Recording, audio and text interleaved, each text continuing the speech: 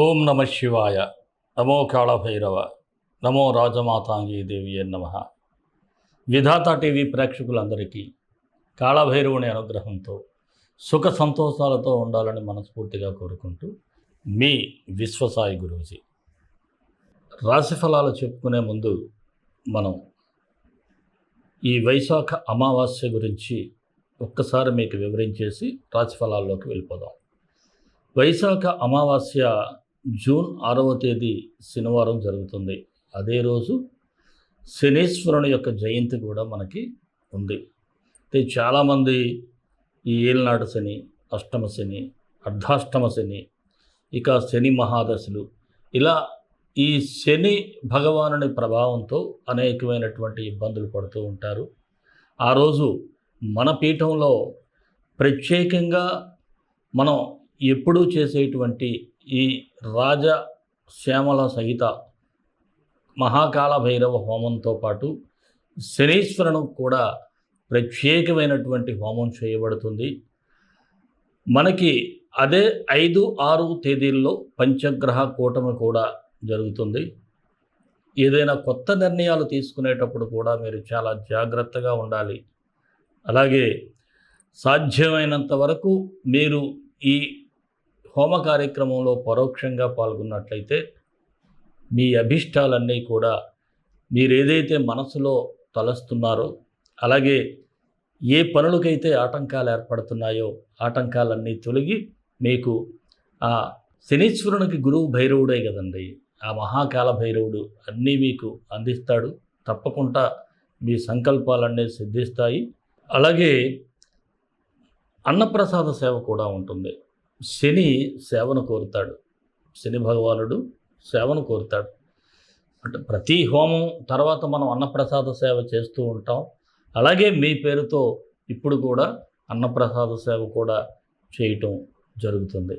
ఈ హోమంలో పాల్గొనాలి అనుకునేవారు పరోక్షంగా ఈ స్క్రీన్ మీద స్క్రోల్ అవుతున్నటువంటి నెంబర్కు వాట్సాప్ మెసేజ్ చేసినట్లయితే మీకు వివరాలు తెలియజేయబడతాయి. అలాగే ప్రతి ఒక్కరికి కూడా మీ గోత్రనామాల వీడియో మరియు ప్రసాదం కూడా అందించబడుతుంది. ఇంతవరకు పాల్గొన్న ప్రతి ఒక్కరూ కూడా మంచి ఫలితాలే పొందున్నారు. మీరు కూడా పొందటానికి ప్రయత్నం చేయండి. అన్ని రాసుల వారు కూడా ఎవరికి ఎటువంటి ఇబ్బందులున్నా తప్పకుండా ఈ హోమ కార్యక్రమంలో పాల్గొంటే మీకు మంచి జరుగుతుంది, అన్నీ కూడా సిద్ధిస్తాయి. మరొక్క మాట, మన పీఠం అనేకమైనటువంటి సేవా కార్యక్రమాలకు నిలయంగా మారాలని, 10 మందిని ఆదుకోవాలని, 10 మందికి మంచి చేయాలనే సంకల్పంతో ఉంది. మీకు గతంలో చెప్పాను, మన పీఠానికి అనుసంధానంగా మరొక హోమ్ని ప్రారంభిస్తున్నామని.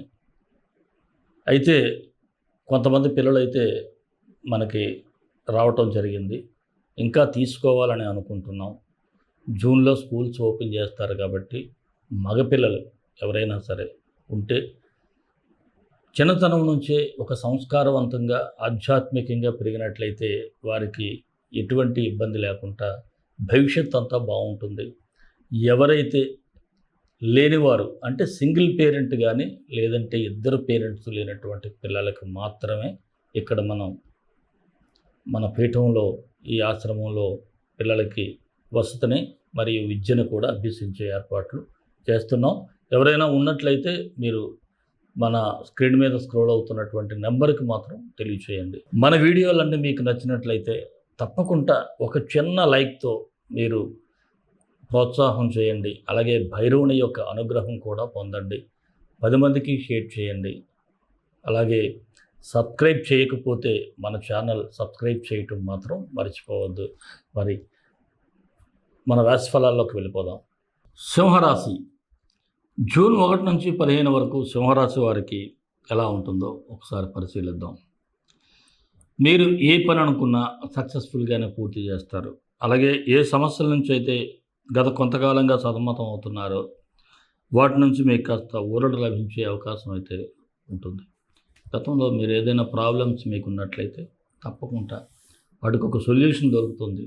తప్పకుండా మీరు ఎదుగుతారు కూడా. అలాగే సోదరులతో కలిసి స్థిరాస్తులు కూడా కొనుగోలు చేసుకునేటువంటి అవకాశాలు అయితే ఉన్నాయి. దూర ప్రయాణాల వలన కూడా లాభపడతారు. గృహ నిర్మాణ ప్రయత్నాలు కూడా వేగంగా సాగించే పరిస్థితి అయితే ఉంది. ఇక ఆధ్యాత్మిక కార్యక్రమాల్లో పాల్గొనడం ద్వారా మానసిక ప్రశాంతత అయితే ఈ సింహరాశి వారికి ఉంటుందని చెప్పాలి. ఈ సింహరాశి వారికి బయటంతా బాగానే ఉంటుంది. ఇంట్లో మాత్రం చిన్నపాటి విభేదాలైతే కుటుంబ సభ్యుల మధ్య కనిపిస్తూ ఉంటాయి. ఈ విభేదాల వల్ల మీరు కాస్త ఇబ్బంది అయితే పడుతూ ఉంటారు. వీరందరినీ ఒక సమన్వయపరచాలి. వీరందరినీ కూడా ఒక తాటి మీదకి తీసుకురావాలి. వారు అలా ఉన్నట్లయితే నేను వీధిలో బాగున్నా సరే ఇంట్లో ఏమిటి ఈ పరిస్థితి అని మీకు కాస్త చింతన అయితే కనిపిస్తూ ఉంది. దీన్ని కూడా మీరు సాల్వ్ చేసుకోగలుగుతారు. ఇతరులకి సహాయం చేయటం తప్పు కాదు. కాకపోతే మీ తాహత మించి సహాయం చేయటం వలన ఇబ్బందులు అయితే కనిపిస్తున్నాయి. ఏదైనా అప్పు చేసి మీరు సహాయం చేయటం ఇలాంటివి మాత్రం చేయొద్దు. దీనివలన భవిష్యత్తులో ఇంకా ఇబ్బందుల్లో కూరుకుపోతూ ఉంటారు. కోర్టు వ్యవహారాలు ఉన్న వారికి మాత్రం ఒక కొలిక్కి వచ్చే సూచనలు అయితే కనిపిస్తూ ఉన్నాయి. అయితే రాజకీయ నాయకులకు బాగుంది కానీ గుప్త శత్రువులు మాత్రం మీకు దెబ్బేసే పరిస్థితి అయితే కనిపిస్తూ ఉంది. వారు ఎవరో కనిపెట్టే ప్రయత్నం అయితే చేయాలి. అలాగే ఉద్యోగం కోసం ప్రయత్నించే వారికి కూడా మంచి సమయంగానే చెప్పాలి. కాస్త శ్రమ పడితే తప్పకుండా ఉద్యోగం లభిస్తుంది. ఇక ఉద్యోగస్తులకైతే అన్ని పనులు కూడా చకచకా జరిగిపోతూ ఉంటాయి. మీవి కాని విషయం జోలికి పోకుండా ఉంటే మీ వృత్తిలో మిమ్మల్ని ఆపేవారు ఎవరో ఉండరని చెప్పాలి. కొన్ని సందర్భాల్లో అనవసర విషయాల్లో వేలు పెట్టడం, దానివలన ఇబ్బంది పడటం కూడా జరుగుతుంది. ఇక వృత్తి వ్యాపారస్తులకి ఒకవైపు లాభాలు కనిపిస్తూ ఉన్నా మరొక వ్యాపారాల్లో కాస్త నష్టాలు రావటం ఇలాంటివన్నీ జరుగుతూ ఉంటాయి. ఇది కాస్త మీకు ఇబ్బందికరంగా ఉంటుంది. దీనివలన ఒక దగ్గర లాభం వచ్చిన ₹10 వెనక్కి వేసుకోలేని పరిస్థితులు అయితే ఉంటాయి. అలాగే షేర్ మార్కెట్ అనుకూలంగానే ఉంది. అలానే పెద్ద పెద్ద అమౌంట్స్ పెట్టకుండా ఏదో చిన్న అమౌంట్స్తో సరిపెట్టుకుంటే మంచిది. కళాకారులకైతే కెరీర్ మీద ఫోకస్ పెడతారు. అవకాశాలు కూడా బాగుంటాయి. ఆరోగ్యపరంగా చూసినట్లయితే పెద్దగా చింతించాల్సిన అవసరం లేదు. దీర్ఘకాలిక వ్యాధుల నుంచి కూడా ఉపశమనం అయితే ఉంటుంది. అలాగే విద్యార్థులు కూడా లక్ష్యాలను సాధిస్తారు. కాంపిటేటివ్ ఎగ్జామ్స్ ఉంటే డెఫినెట్గా సక్సెస్ అవుతారు. కాస్త కష్టపడండి. మరి ఈ సింహరాశి వారికి గ్రహ సంచారాన్ని ఒకసారి చూస్తే రవి శుక్ర గ్రహాలు అయితే మంచి ఫలితాలు ఇస్తున్నాయి. కుజుడు భాగ్యస్థానంలో స్వస్థానంలో సంచరిస్తున్నప్పటికీ తండ్రి గారి ఆరోగ్య విషయంలో మాత్రం కాస్త జాగ్రత్తగా ఉండాలి. ఖర్చుల విషయంలో ఆచితూచి అడుగు వేయాలి. అనవసర ఖర్చులు అప్పులు మాత్రం ఎవరికి ఇవ్వకండి. అలాగే బుధుడు జూన్ 13 వరకు కూడా దశమ స్థానంలో ఉండటం వలన మీలో లేజీనెస్ అనేది ఉంటుంది. ఆ లేజీనెస్ తగ్గించుకుంటే మంచిది. లేకపోతే ఏ పని జరగకుండా ఉంటుంది. అందువలన యాక్టివ్గా ఉండాలి. ప్రతిరోజు కూడా మెడిటేషన్ చేసి దైవనామస్మరణ చేసినట్లయితే బాగుంటుంది. అందుకే పంచాక్షరి మంత్రాన్ని మనం బ్రీత్ చేసుకున్నట్లయితే అద్భుతమైనటువంటి ఫలితాలు వస్తాయి. సింహరాశి వారికి మరిన్ని మంచి ఫలితాల కోసం విశ్వగురు సక్సెస్ మంత్రాలను పఠించి విజయాలు సాధించండి.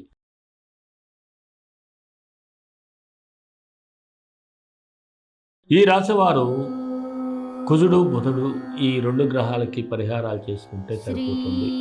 ఓం అంగారకాయ విద్మహే శక్తి హస్తాయ ధీమహి తన్నో భౌమ ప్రచోదయాత్.